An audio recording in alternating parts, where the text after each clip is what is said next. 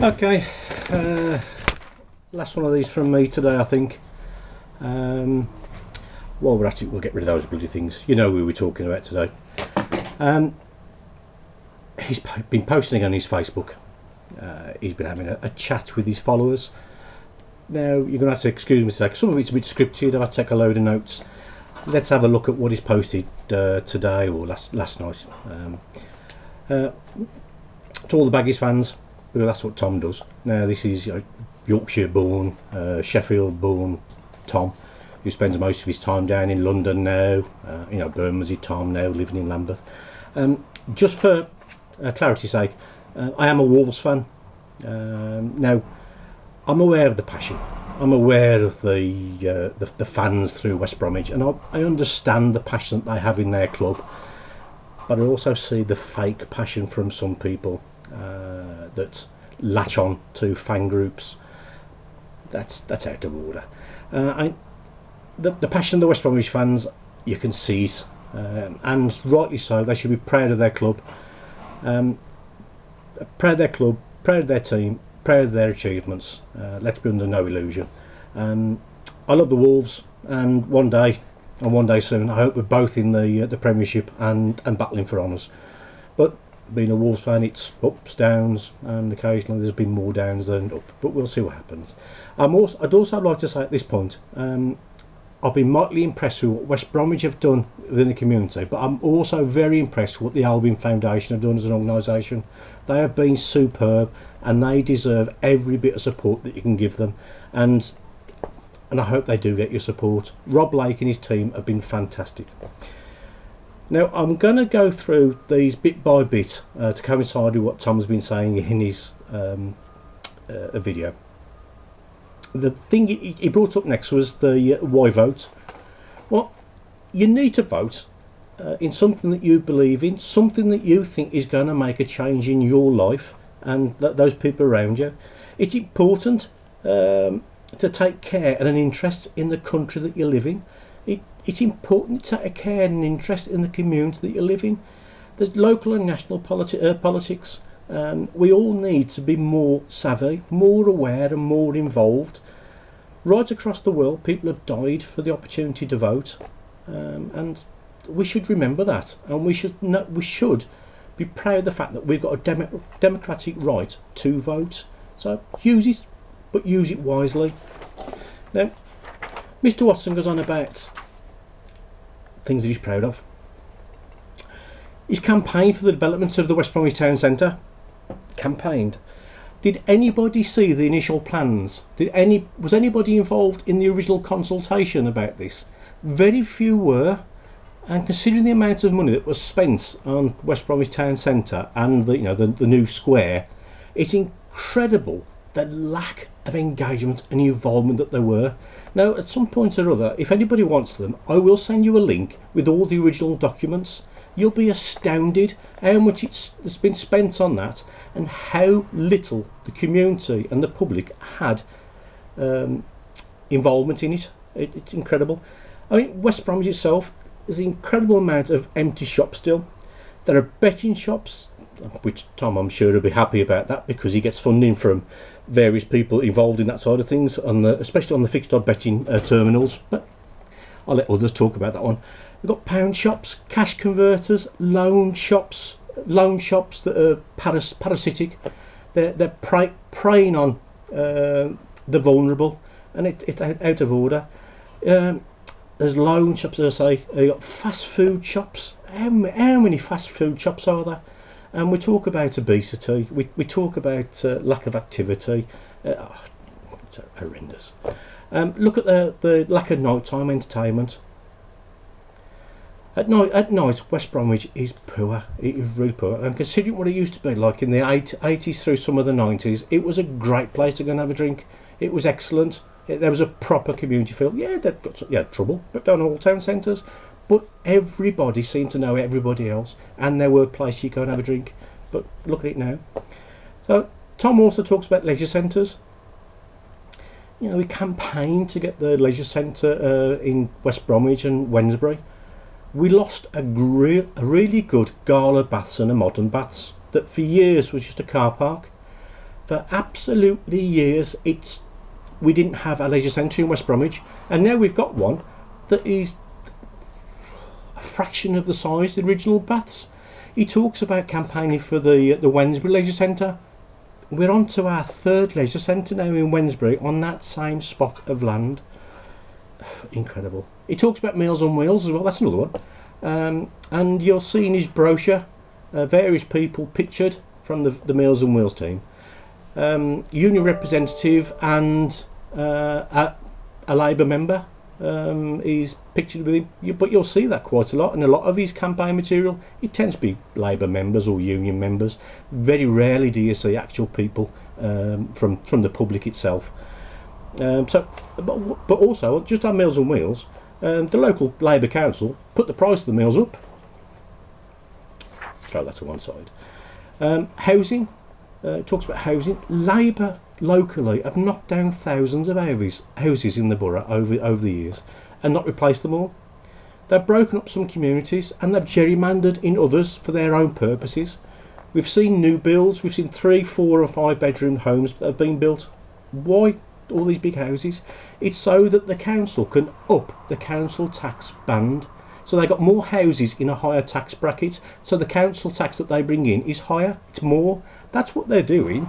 And what the families they're bringing in, they're not for you, they're not for local people, they're bringing people in. Where are these two bedroom bungalows that we've been promised over the years so people can downsize? They're not there. If the 2 bedroom bungalows are there, then people can downsize to them and hopefully stay in the same communities that have lived most of their lives in. This will free up family homes. We've got young families in our communities that have got nowhere to go. We've got people that are still living with their families, that have got families of their own, that want to move out, want to move into houses, and we need to keep that local. We need to keep houses for local people. Where is the affordable housing? I haven't got a clue. In all of these various planning applications, they say, oh, and a percentage for affordable housing. It's just words. Labour have sold off property and land at prices that are extremely less than market value, and there are more issues around that have been uncovered. You've only got to have a look at the RAG report to find out what's been going on in Labour, in the council in Sandwell. It's madness. We need a review of the local housing building policy. We need a review of the housing associations. We want to know what they're doing and what they're doing for you. We want to have a look at the bidding systems. We want to know that it's fair and that it is actually for local people that they are servicing.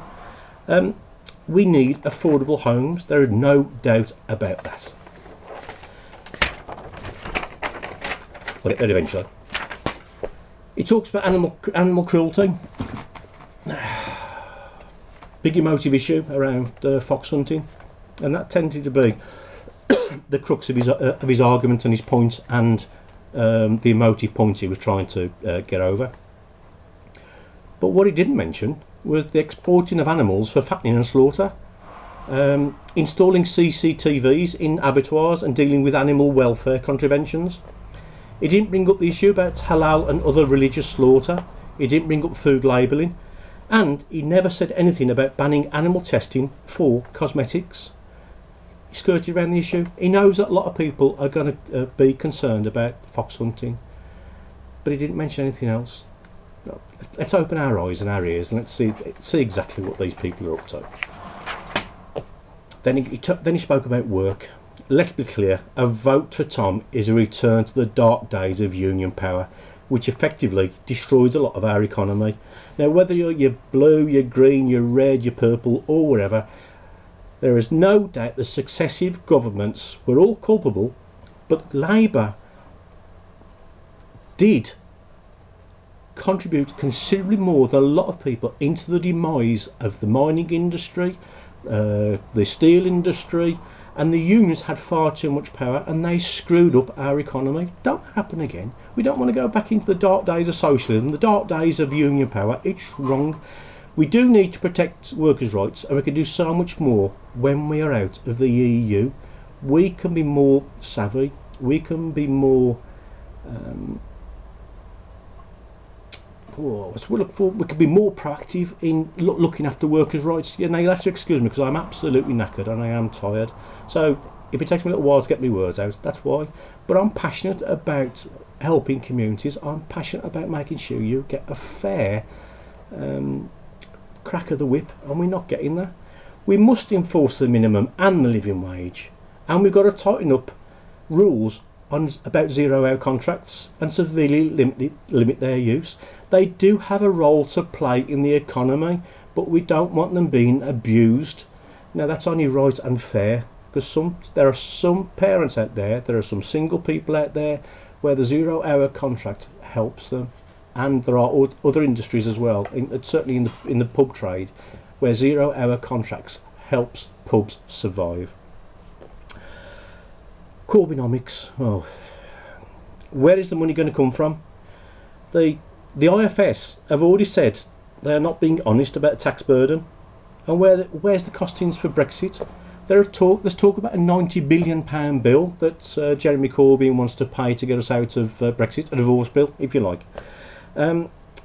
There's bills for nationalisation. Where are these being costed? And don't forget this Marxist land tax. Have a look at it before you vote. Seriously, it'll be worse than your council tax. On the matter of student loans, Labour again are looking for more bags of fairy dust.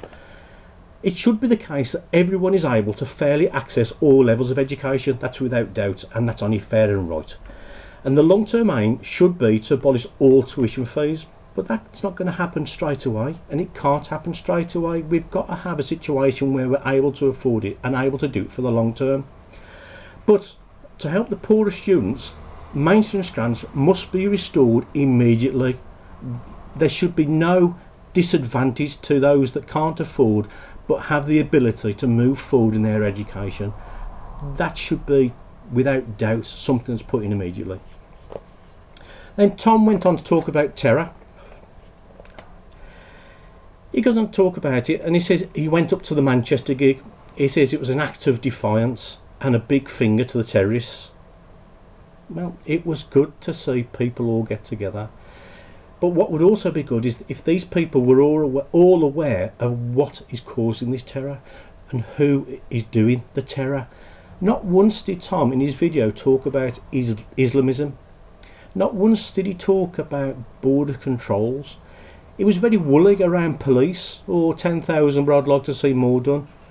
But UKIP and the Conservatives are talking about putting in 20,000, and there is a need to have armed police and a quicker response or a bigger response force.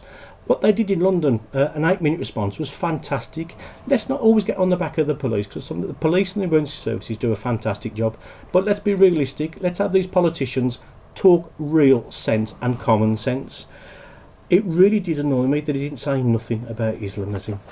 Islamism is one big area that we should all be concerned about, and it's also an area where we need more education, more promotion and more awareness. Let's support the reformers. There are plenty of reformers out there. Let's get on and do something positive. Brexit. June the 23rd last year. Don't be betrayed. Tom voted Remain, and he says that he voted Remain, and he says he respects the decision, but then he says he wants something different to what Theresa May wants, but it's not clear in what that is. We voted Leave. We want to get out, and we in Sandwell, there were 66% of people that voted to leave. We knew what we were voting for. Get out the single market, get out the EU and control our borders. It ain't difficult. Leave means leave. Get out, stop faffing about, let's sort it. Tom, you've been a bit woolly on that one as well. Oh, here we go. Environment. Tom clearly shows just how out of touch he is and how much he's ignored the communities. What about Rattlechain Lagoon? Have you seen the blog on Rattlechain Lagoon and all the contaminants that are in there? Have a read of it. It's of real interest, and it's by no means an isolated case. There are places all around the borough that have contaminants and pollutants there. What are they doing? The Garden City project. What risk assessments have been taken? Can we see all the risk assessments? What remediation is going to take place? I mean, there's a big place in Stone Cross at the moment, and they have been shifting earth and moving earth around for I don't know how long. That's a real problem. It's a real concern. We need to know. We want to see these documents in the public domain. We want to know that our health and well-being is being catered for, and land is not being sold off to developers just to build on, to put you at further risk of airborne pollutants and contaminants. That can't happen. He talks about air quality.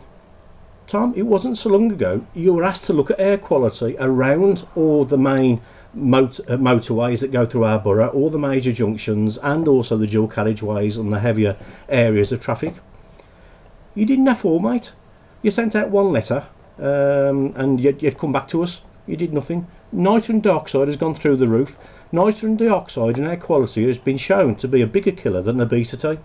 Yet there's this air protocol, and what have Sandwell said? Oh, we'll put in some extra charging points, electric charging points. How many people in Sandwell, in a deprived area, can afford new electric cars?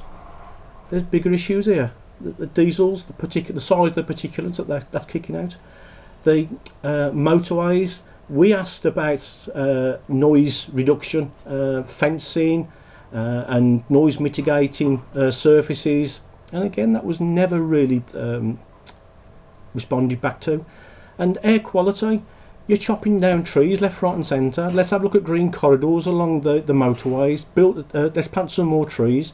Let's get in partnership with the Woodland Trust, let's start building more woods. Let's have a positive tree replacement schedule in Sandwell. As far as I'm aware, I haven't seen one. If anybody can send me one, I'd be more than happy to have a read of it.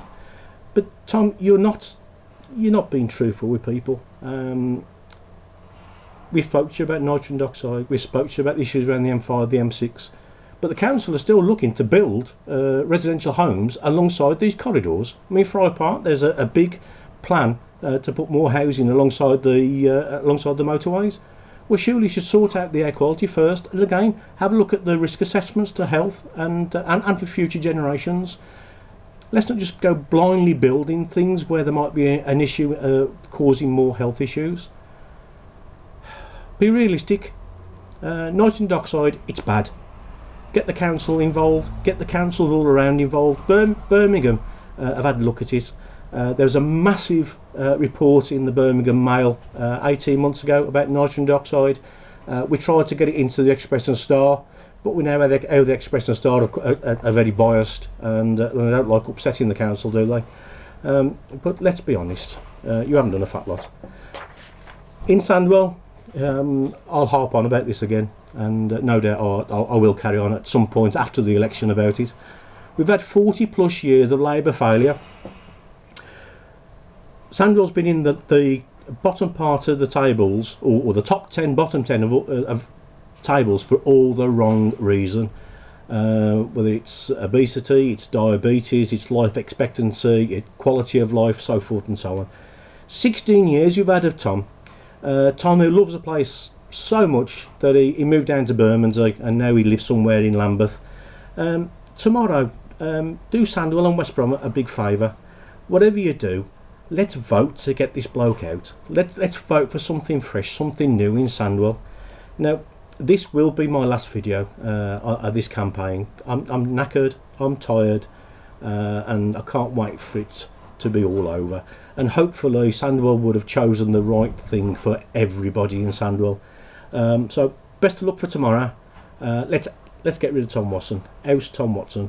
Now, I don't know about you, but I'm blinking starving. Just fancy a pizza. You know what you need with a pizza, don't you? Pizza cutter. All the best.